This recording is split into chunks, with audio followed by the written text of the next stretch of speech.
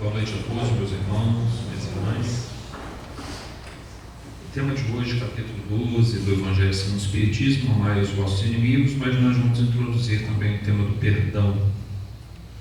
Junto com isso,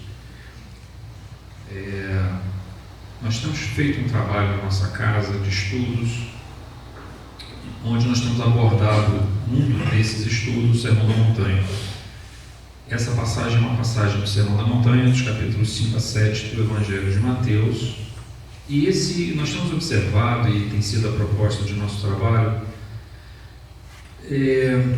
destacar o aspecto psicológico daquilo que Jesus traz no Sermão da Montanha. É óbvio que ele tem uma dimensão espiritual extraordinária, e nós vamos abordá-la aqui também, e um aspecto psicológico, no sentido de que possamos encontrar paz. Então, nosso estudo de hoje, nossa pequena palestra, vai tratar nesses dois sentidos: o aspecto psicológico e o aspecto espiritual. Na hora da oração, que estávamos aqui nos concentrando, e podíamos perceber a chegada de inúmeros espíritos sofredores para serem tratados aqui na casa. O planeta Terra hoje vive uma condição de mundo de provas e expiações, caminhando para um mundo regenerado. Então ele está numa transição planetária. E na transição planetária nós temos um conflito muito grande, porque nós temos uma luta entre a materialidade que trazemos de nossas histórias pregressas e a espiritualidade que é inerente a todos nós como sementes da perfeição que trazemos por sermos filhos de Deus. E nessa fase de transição planetária se exacerbam essas lutas tremendas entre indivíduos e dentro do próprio indivíduo, entre nós e dentro de nós mesmos. Travamos imensas batalhas em busca de paz. E esses irmãos aqui podemos sentir a quantidade imensa de espíritos em condição de desequilíbrio, de sofrimento, que são trazidos muitas vezes em macas, são trazidos no colo, são trazidos pelas mãos. E aqui eles estão buscando a paz, assim como todos nós encarnados aqui também viemos buscar a paz. A nossa jornada na Terra, no fundo, é uma jornada pela felicidade. Todos nós queremos a felicidade. E nessa busca da felicidade, os seres humanos têm buscado, seja no plano espiritual, principalmente no plano material, como encarnados, formas diferentes de serem felizes. E, na verdade, a felicidade é algo em sintonia com a lei divina. Os espíritos superiores são felizes. Os espíritos angélicos são felizes. Deus é alegria, não é tristeza, não é sofrimento. E foi essa, de certa forma, a mensagem que Jesus procurou nos passar. Então, quando nós estudamos o Sermão da Montanha, nós estamos também, de certa forma, vendo o maior código de conduta, de ética espiritual da humanidade, porque ali estão condensados em 3 capítulos de Mateus praticamente o roteiro que necessitamos para encontrar a paz. E a paz é um dos elementos básicos para a felicidade. Na questão do Livro dos Espíritos, quando se pergunta, me parece que é na questão 922, quando se pergunta, que Kardec faz essa pergunta, se é possível um nível de felicidade aqui na Terra, isso em razão do nosso pouco conhecimento, do nosso pouco adiantamento espiritual, se era possível um nível de felicidade relativa aqui na Terra, ele nos responde, espírito de verdade, que sim. Ele diz o seguinte: do ponto de vista moral, a consciência tranquila. Do ponto de vista material, a posse do necessário. Do ponto de vista espiritual, a fé no futuro. Então nós temos a fé a saciedade, ou seja, o contentamento e principalmente a consciência tranquila. E a nossa consciência tranquila significa que nós estaremos em paz, ou seja, estamos de alguma forma encontrando essa felicidade. Muito bem, vamos ver essa passagem de Mateus capítulo 5, versículos 43 a 48, onde nós vamos trabalhar a questão do amar os vossos inimigos, mas imbuídos do sentido de trabalhar a ideia de perdão, que é o tema mais central nesse ponto. Jesus diz o seguinte: ouvistes o que foi dito, amarás o vosso próximo e odiarás o teu inimigo. Eu, porém, vos digo, amai os vossos inimigos e orai pelos que vos perseguem e caluniam. Desse modo vos tornareis filho de vosso Pai que está nos céus, porque Ele faz nascer o sol igualmente sobre maus e bons, e faz cair a chuva sobre justos e injustos. Guardem bem essa frase. Deus faz que nasça o sol sobre bons e maus, faz que caia a chuva sobre justos e injustos, oportunidades iguais a todos. Com efeito, se amais apenas aos que vos amam, que recompensa tendes? Não fazem assim também os publicanos? E se saudais apenas os vossos irmãos, que fazeis demais? Não fazeis assim também os gentios? Portanto, que agora nós chamamos a atenção dessa frase de Jesus aqui. Portanto, deveis ser perfeitos como vosso Pai Celestial é perfeito. Vejam bem o peso que esse versículo nos traz. Jesus simplesmente está nos conclamando a perfeição. E é claro que essa é uma proposta espiritual de longo prazo, mas ela está dentro do Evangelho. O Evangelho é sempre assim, e o Sermão da Montanha sintetiza muito bem isso. Ele é uma proposta espiritual para se alcançar a angelitude e um caminho, uma jornada na matéria, onde nós devemos procurar a paz que nos é possível para alcançar esse objetivo. Ou seja, eu não tenho que alcançar esse objetivo com sofrimento, com dor. Eu não tenho que trazer um karma negativo, eu não tenho que ficar falando só em culpa. Eu posso transitar por esses caminhos, por essas jornadas, sem precisar do sofrimento como uma companhia permanente. Tanto que Jesus dizia, para aquele que me segue, que segue as minhas palavras, o meu jugo é suave, o meu fardo é leve. O jugo é aquela canga, que você coloca no boi para puxar a carroça.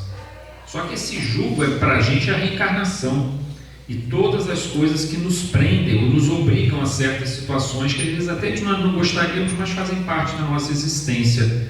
Só que o jugo que Jesus propõe é um jugo suave, ele não machuca. O fardo que ele nos convida a carregar é um fardo leve. O que isso significa? Que essa jornada proposta no Sermão da Montanha, ela é uma jornada com uma finalidade espiritual, mas cuja a caminhada pode ser repleta de uma paz, que também tem como consequência a própria felicidade. Muito bem. Se eu amo o inimigo, eu perdoo o meu inimigo, correto? Porque não tem como, seria uma contradição se nós falássemos em perdoar o inimigo se nós não amássemos, ou se nós amarmos o nosso inimigo se nós não o perdoarmos. Portanto, o perdão está implícito nesse conceito. Só que aqui nós temos duas situações importantes. Kardec, ele qualifica muito bem o sentido de amor. O primeiro sentido, para nós espíritas, é muito importante para a gente não ficar se culpando. E para nós termos, assim, os nossos passos poderem ser dados com segurança na seara que a gente procura trilhar e procura trabalhar.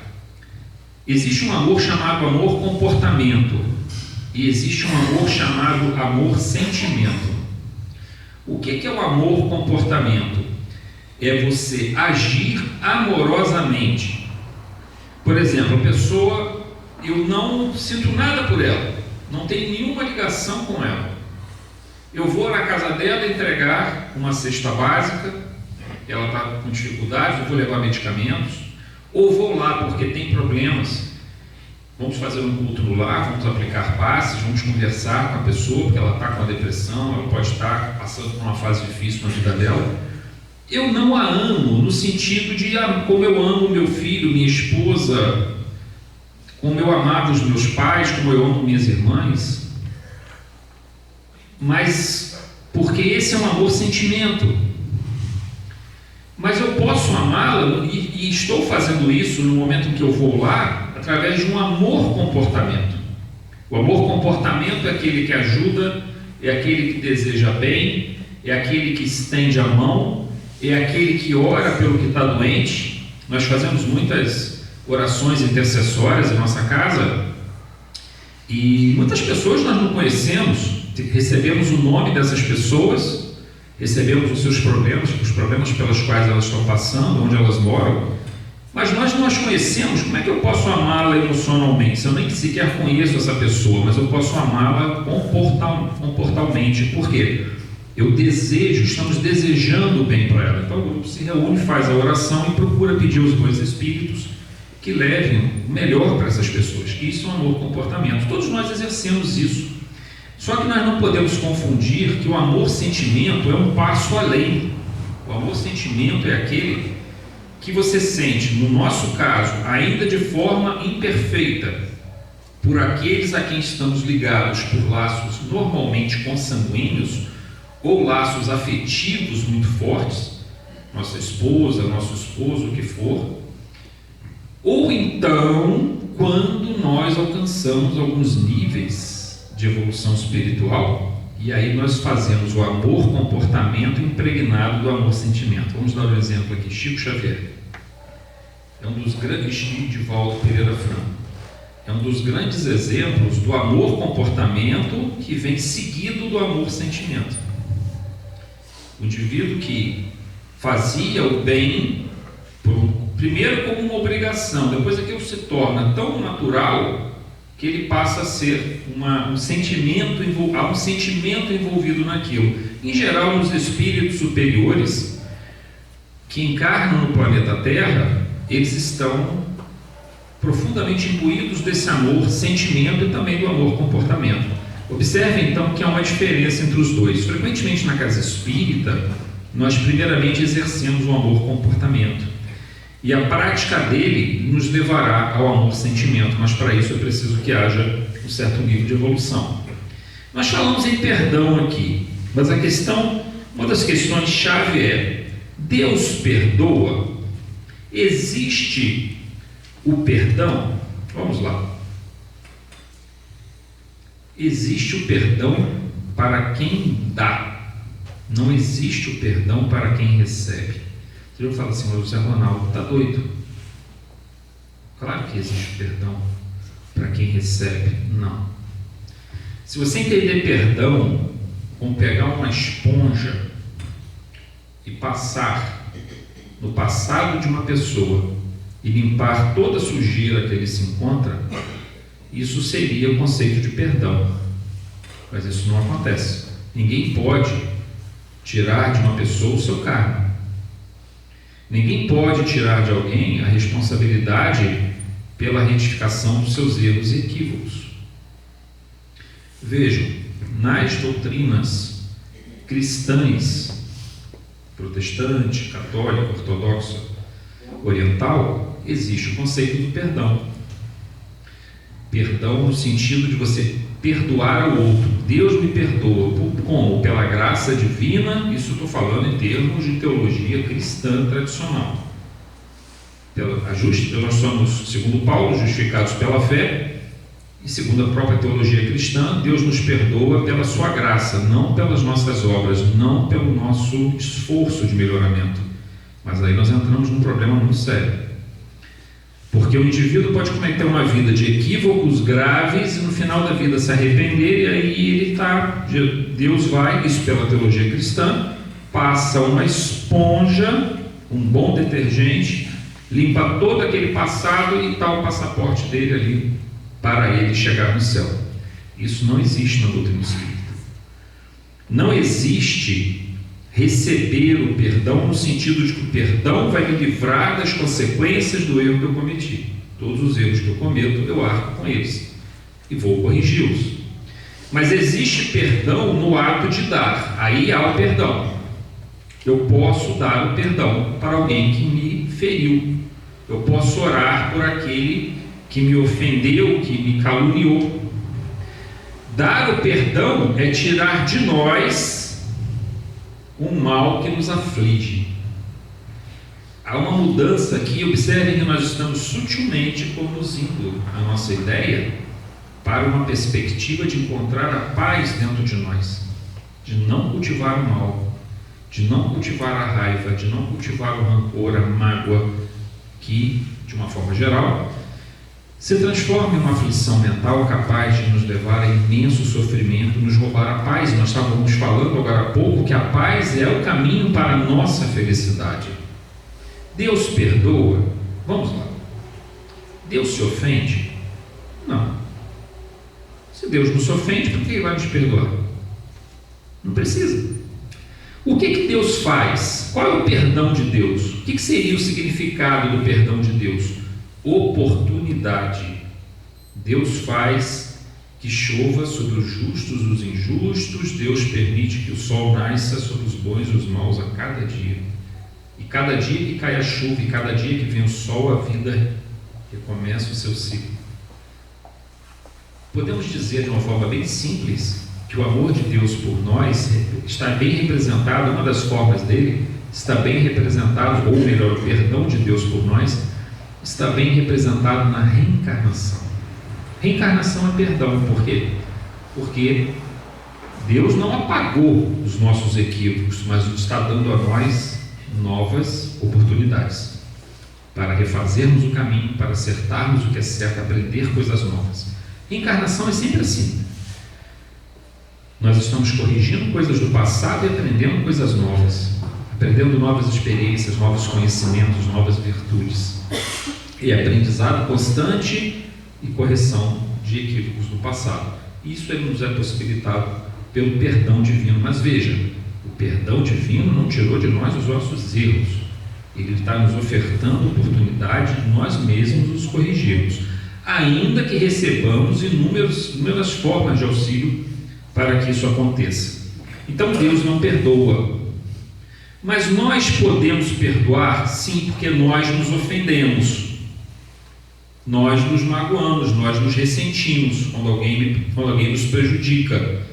Quando eu perdoo, eu tiro de mim uma profunda mágoa, um profundo rancor, e eu aí sigo com um pouco mais de paz dentro do meu coração. Há uma questão interessante nisso que deve ser colocado. Se alguém vem, um inimigo, mas poderia não ser um inimigo, pode ser uma pessoa que vai se tornar um inimigo meu, porque eu assim vou passar a vê-lo. Eu estou no meu trabalho, a pessoa vem e puxa o meu tapete no ambiente de trabalho, me prejudica. Isso acontece demais nas empresas, nos hospitais, em tudo que é lugar. Colegas de profissão. Mas isso acontece também entre amigos, um prejudica o outro. Entre amigas, uma rouba o namorado do outro, da outra. E existem N formas pelos quais se criam inimizades a partir de um prejuízo que uma pessoa sofre em função da outra. Vejam bem, se eu sou prejudicado por alguém e sofri esse prejuízo, vamos lá, vamos parar nesse ponto aqui agora, ponto em que eu sofri o prejuízo, em que eu fui prejudicado por uma outra pessoa, e não tinha nada kármico. Muitas das vezes não tem nada kármico nessa história, faz parte do nosso mundo de provas e expiações. Vejam, essa pessoa no momento que fez isso, ela adquiriu um karma negativo, ela tem que corrigir isso perante a lei. Pode ser perante a mim, pode ser perante o outro, pode ser perante Deus. Nada pode apagar isso dela, mas ela tem a oportunidade de refazer o caminho e corrigir isso. Vamos olhar para nós agora. Eu fui prejudicado. Qual a opção que eu tenho? Eu posso perdoar ou eu posso guardar a raiva, e essa raiva cronificada se transformar em rancor, se transformar em mágoa.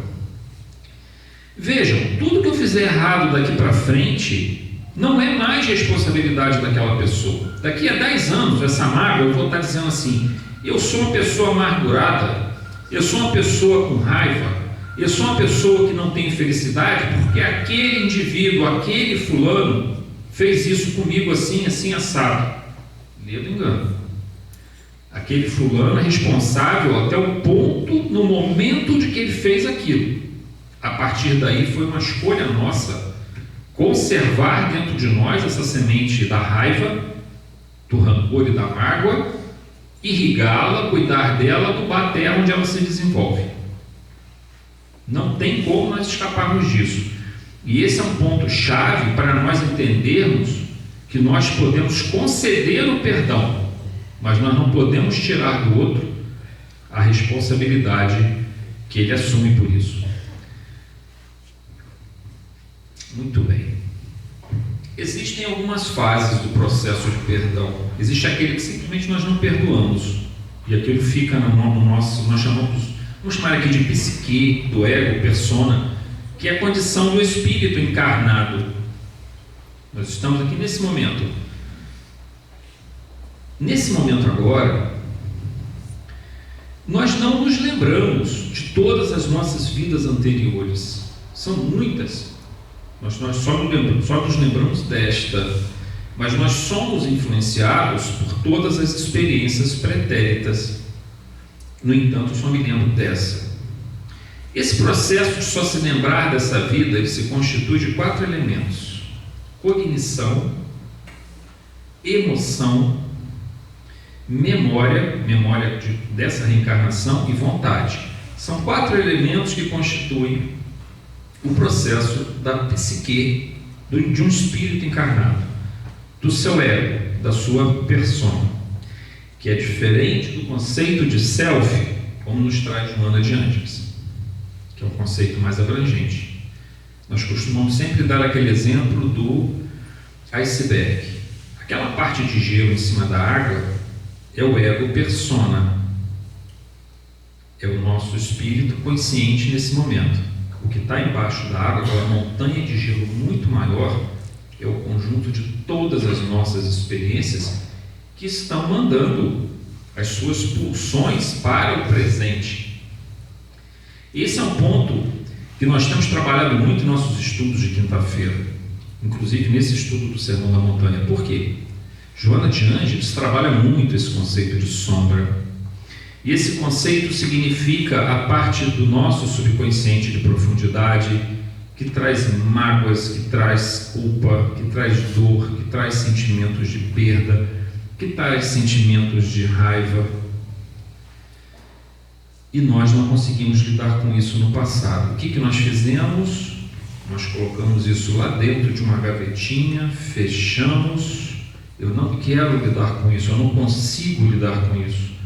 Isso vai se constituindo uma força psíquica de profundidade que não afeta diretamente o ego, a persona, essa condição que nós estamos aqui agora, mas elas estão todas no nosso subconsciente tentando vir à tona.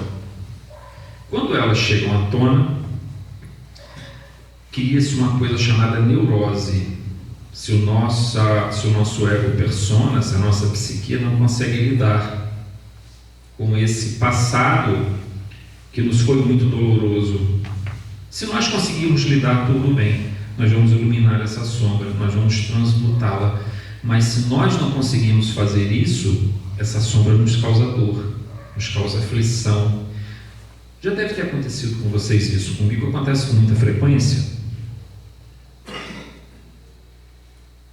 Às vezes a gente deita, bem, quando acorda no dia seguinte, um sentimento de angústia terrível nos assola, mesmo diante de nossa oração. Eu tenho o hábito sempre de fazer oração assim que eu acordo. Minha oração é demorada, porque em geral eu faço uma leitura mais demorada um pouco, depois eu faço uma meditação de uns 5, 10 minutos e depois eu entro na oração propriamente. Ela tem umas etapas que eu criei para mim mesmo. Acho que é bom todos nós criarmos algumas técnicas de conversar com os nossos amigos espirituais, com Jesus, com Deus nosso Pai.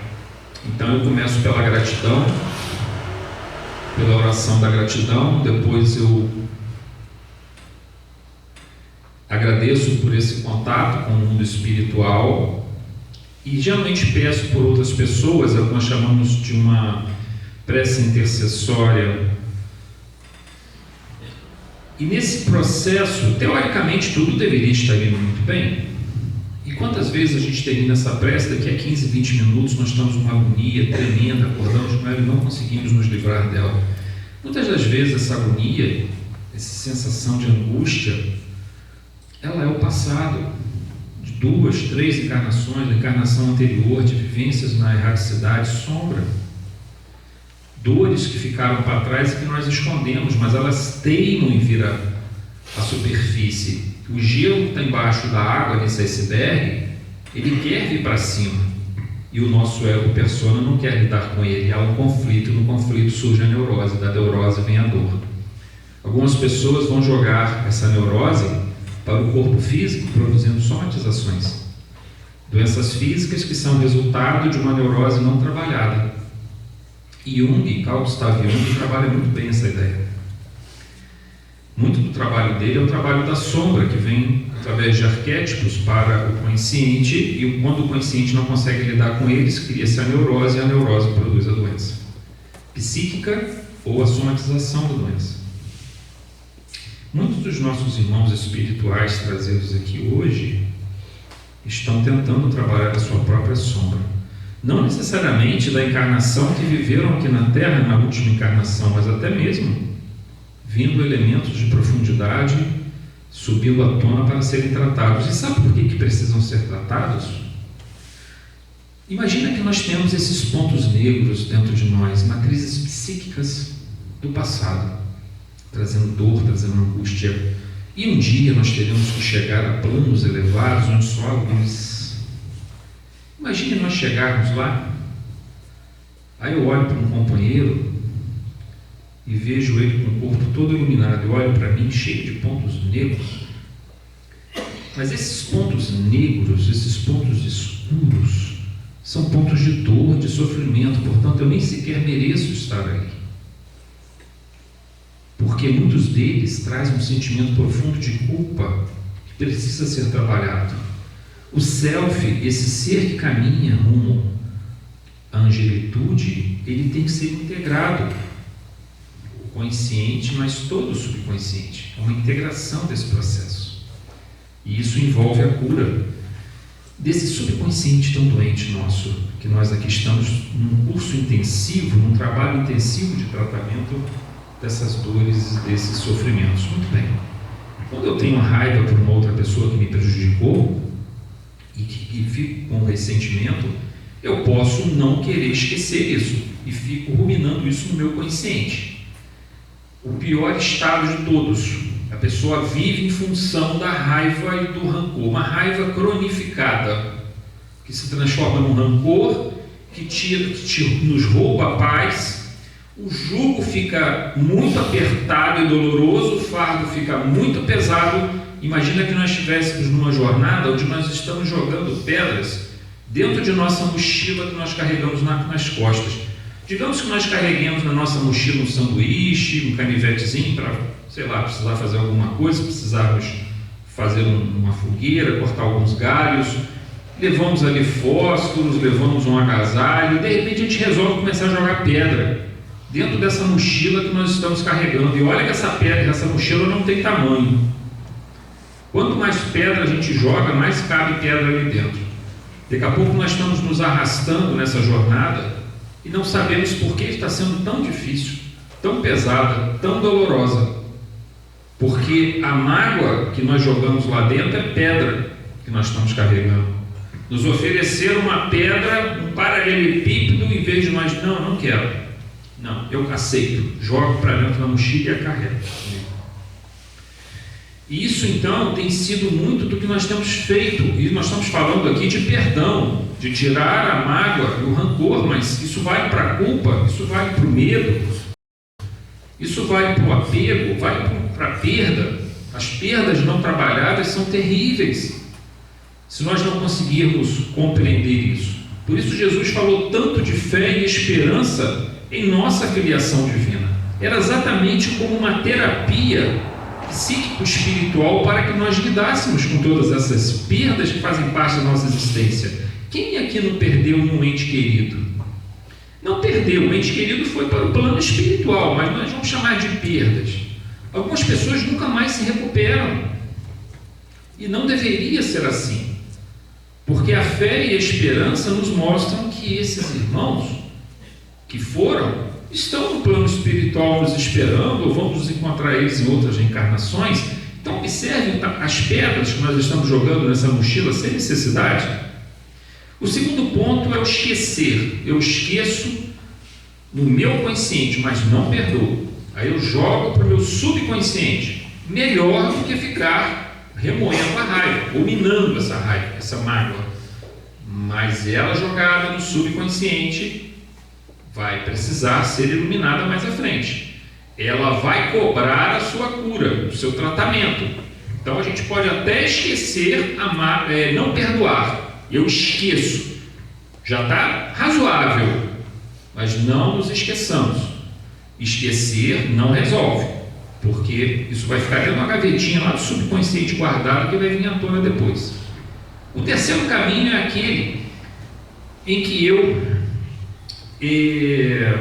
faço o perdão pelo amor-comportamento. Não, eu preciso perdoar. Eu não posso ter raiva desse indivíduo. Eu não posso ter mágoa. Isso me prejudica. Essa é a postura mais comum que nós deveríamos encontrar, porque é a que está mais ao alcance de nós. Porque a quarta é o amor-sentimento. E amar aos vossos inimigos, Jesus está falando, mas ele está colocando isso como um objetivo lá na frente. E eu não tenho essa pretensão. Se eu conseguir amar pelo comportamento, eu já vou ficar bastante satisfeito, porque com certeza isso já vai me trazer muita paz. Mas inevitavelmente essa prática no futuro nos levará a um amor-sentimento. E aí sim, verdadeiramente seremos felizes. Esse problema da sombra, gente, ele tem nos trazido inúmeros sofrimentos. E esses sofrimentos são muito claros nos dias de hoje. Lá no centro, nós recebemos, eu não sei se é porque, pelo fato de nós estarmos à frente de trabalhos na casa espírita, nós somos confrontados com inúmeras situações muito tristes. E que nós temos que, de alguma forma, aprender a lidar com isso. Às vezes a gente se entristece por não conseguir ajudar. Mas são jovens tentando suicídio, jovens na casa de 15, 16 anos. Antes você tinha um padrão para o suicídio, que normalmente era na faixa dos 20 e poucos anos aos 30 e poucos anos. Hoje essa data está descendo cada vez mais para jovens de 14, 13, 12 anos tentando suicídio. Depressão generalizada, síndrome do pânico generalizada, ansiedade. A ansiedade, inclusive, com ansiedade generalizada, levando ao processo de depressão. Vazio existencial, ocorrências de muitos tipos de fobias manifestas. A síndrome do pânico é a mais comum delas hoje em dia. Estamos tendo muitos casos também de fibromialgia, que é uma somatização quase sempre, não estou dizendo que seja sempre, mas a fibromialgia, aqui na casa, quem é trabalhador da casa vai saber disso, que as pessoas procuram muito se queixando disso. O que é a fibromialgia? O que nós falamos no começo? Ela pode ter causas neurológicas ali, ou no sistema nervoso, mas ela é muito de uma somatização de algo que vem do passado, surge a neurose, eu não consigo lidar com aquilo, eu não quero ter a depressão, eu não quero ter a ansiedade, eu não quero ter a síndrome do pânico, eu não quero ter o vazio existencial. Jogo para o corpo físico. E o meu corpo físico está meio que purgando aquele processo. Mas no final, todos esses são um conjunto de elementos que estão adoecendo a nossa sociedade. Nessa faixa de transição onde nós conflitamos sempre o espiritual e o animal e o material. A nossa animalidade está num conflito com a nossa espiritualidade. Eu costumo dizer, às vezes brincando lá no centro, que essa fase em que nós estamos, e eu acho que todos nós aqui nos enquadramos nessa situação. A gente olha para a luz Imaginemos que essa seja uma luz espiritual. Como nós somos filhos de Deus, trazendo essas sementes da divindade dentro de nós, eu quero alcançar essa luz espiritual. E pode ser que em momentos de grande concentração, contemplação, meditação, oração, com a nossa fé e a nossa esperança, tem momentos que acontece que nós conseguimos fazer isso, com a presença dos espíritos amigos junto de nós sentimos a vibração deles, aí eu começo a chegar perto dessa luz, e de repente eu vejo que eu estou sem chão. Cadê o chão? O chão físico. Eu fico com medo e volto. Aí eu fico aqui caminhando, opa, aqui eu estou seguro. O chão físico, a matéria, as sensações, as paixões, os objetivos materiais, a casa, o carro, a minha aposentadoria. Eu tenho que me preocupar com o meu futuro. E eu começo a me preocupar com as coisas materiais, e aí vai surgindo aquele vazio existencial de novo. Por quê? Porque nós somos seres destinados à luz, queiramos ou não. E o Pai vai nos perdoar, entre aspas, no sentido de nos dar tantas oportunidades quanto forem necessárias para que essa viagem para a luz ocorra. E aí eu tento de novo. E fico indo e voltando, e fico indo e voltando. Isso que acontece com a gente. Vocês podem parar para analisar. Todos nós ficamos oscilando entre a materialidade e a espiritualidade nas nossas vidas. Temos que encontrar um ponto de equilíbrio? Temos. E se nós nos mantermos bem nesse ponto de equilíbrio, não temos que antecipar as coisas. Essa luz espiritual vai se fazer presente no momento certo. Mas num mundo tão conflitante como o nosso, nós nos darmos ao luxo de termos mágoa e rancor por alguém é algo que não vai dar certo. Eu costumo dizer que as nossas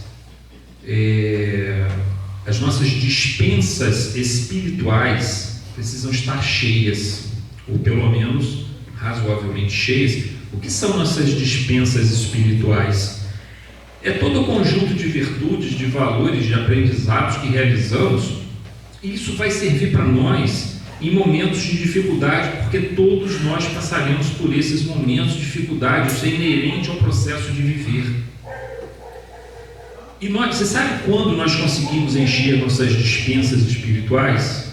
Quando nós estamos lúcidos, quando nós estamos bem orientados, quando nós estamos numa ambiência dessa casa, uma ambiência maravilhosa, especialmente no dia de hoje.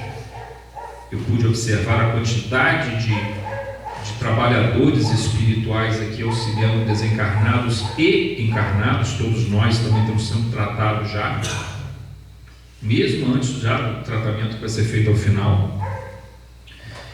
Esse é o momento para nós adquirirmos mantimentos para colocarmos nessa dispensa espiritual. É na leitura edificante, é na oração, é num abraço, é num ouvir a pessoa que está sofrendo. Nós estamos enchendo nossas dispensas espirituais. Aí vai chegar aquele momento que nós vamos estar lá embaixo. Nós vamos estar tristes, vamos estar sentindo aquele vazio existencial, vamos estar depressivos.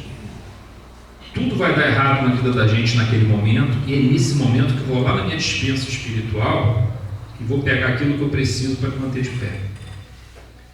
Agora, se nós não ligamos para isso, a hora que chegam essas crises, e as crises são necessárias, elas fazem parte do processo de aprendizado. Um aluno, quando vai fazer, ele estuda, o professor está ensinando, a matéria pode ser difícil, ele fica nervoso. A matéria pode ser mais fácil, ele fica mais tranquilo, mas na hora da prova ele sempre vai ficar nervoso. A prova é uma crise. A hora de fazer uma prova é uma crise. Eu me lembro que eu fui fazer matemática muito tarde. Eu fui fazer matemática com 34 anos. Eu não pude fazer quando eu era mais novo, não tinha como fazer. E aí eu me lembro que eu estava indo muito bem na faculdade. Lá no final eu fui muito bem no final da faculdade dos 4 anos, mas teve um curso particularmente que me assustou, que era cálculo 3, que a gente chama em matemática, cálculo 3, que é chamado cálculo diferencial.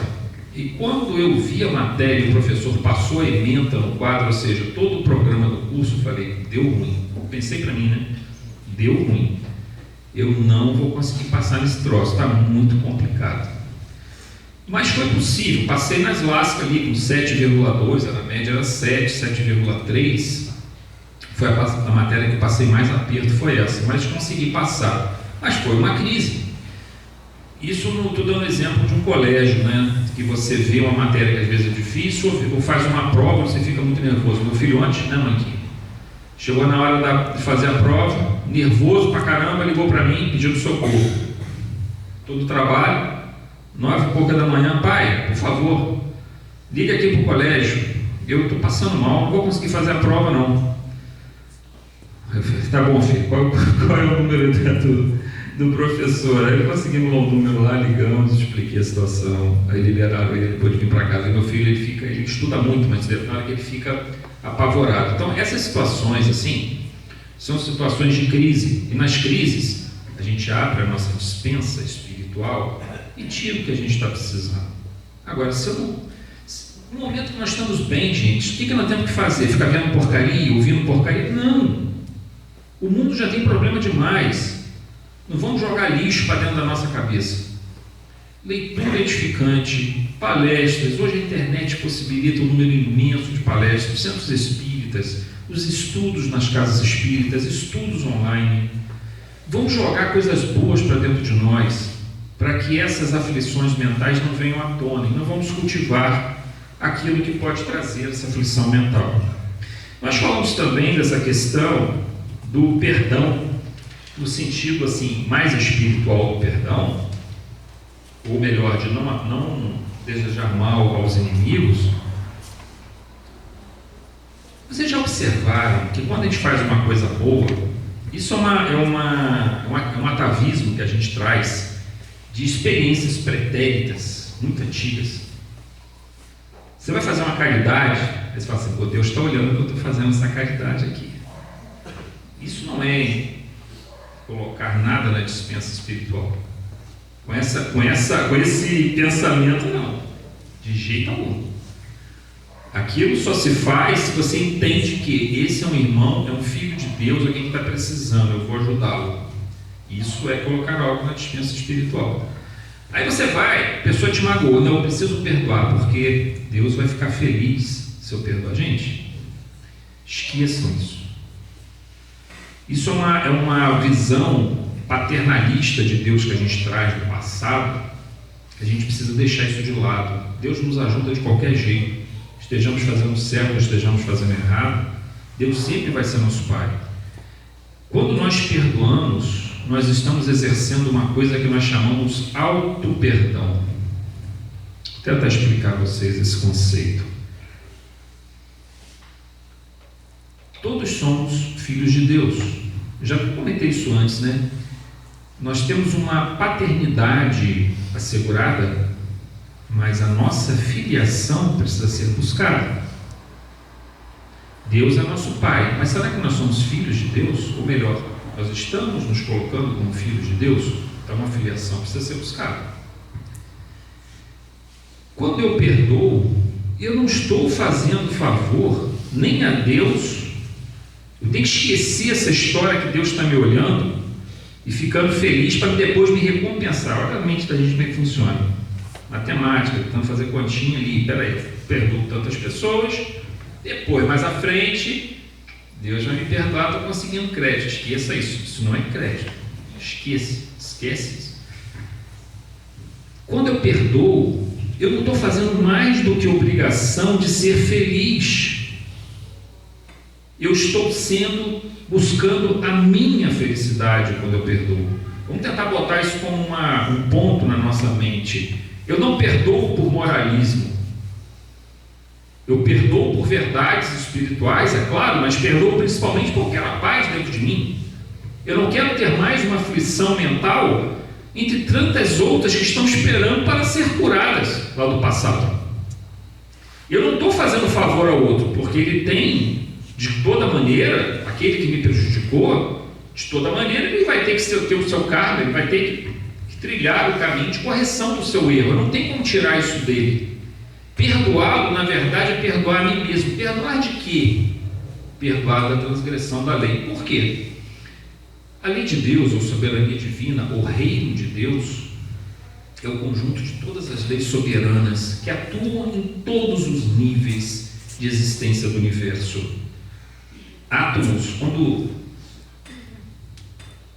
dois átomos de oxigênio se juntam para formar o O2, que é o oxigênio que nós respiramos, as forças atuantes ali são forças de energia nuclear forte e são forças eletromagnéticas. Na verdade, existem 4 grandes forças da física que praticamente regem todos os fenômenos que nós conhecemos.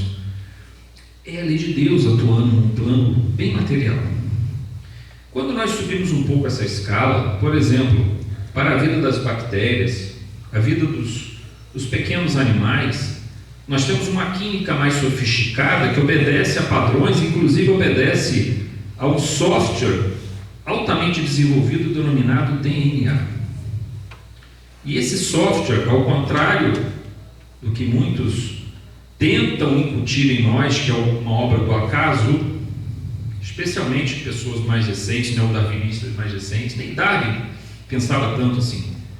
Mas neodarwinistas tentam impor a ideia de que esse DNA, esse software tão complexo, ele é fruto do acaso.